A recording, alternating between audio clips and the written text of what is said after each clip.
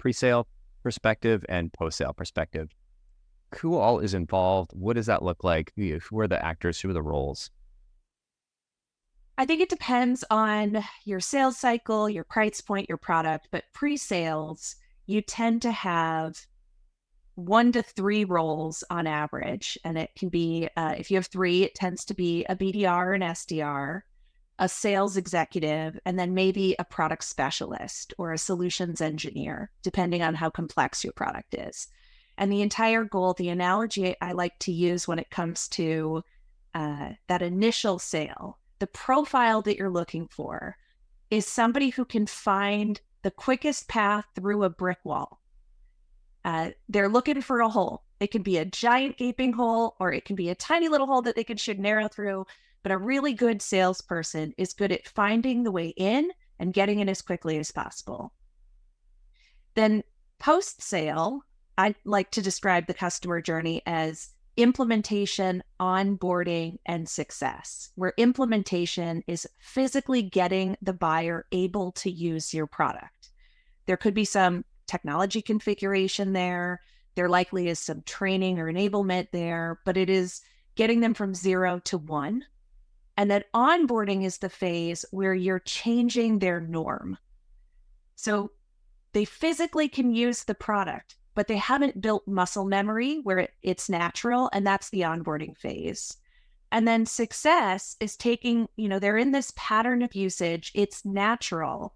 How do you drive better value, higher ROI, more evangelists of your business from the people that are using your product? And there, I think there's a different profile of seller, especially when it comes to upsell products. They're not looking for the easiest way to get through a brick wall. Their job is to see the entire wall end to end, know how long it is, know how many gaps there are in that wall, and to find a strategy to get the most through the wall. And so it could be that there's an arrow-sized hole right in front of me that your hunter, boom, goes right through. But had they turned their head and looked down the wall, 10 feet down, there's a 5-mile stretch that's open. And your upsell person tends to be a little bit more patient, tends to be, I don't want to use the word curious because I think that's more of a natural tendency, but they tend to have a little bit more patience for discovery.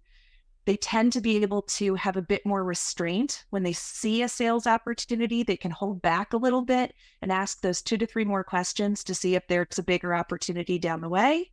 And they tend to be more, they have to get more parties on board, the customer success manager, the implementation manager, the initial seller. So they tend to be a little bit more of a quarterback than you'd see with just a hunter who from time to time can read like a lone wolf. Why do you think that is? Like, how did we get to those two? I think for the right reasons. The 0 to 1 moment is really hard. And oftentimes you don't have an infinite amount of patience with your buyer. And so what I actually do want is the quickest way to land. I just want to land with the client. I would rather do that today on a small basis and then expand later on than wait 5 years, risk not landing the client to begin with, and never get that expansion opportunity. So I think it's the right design.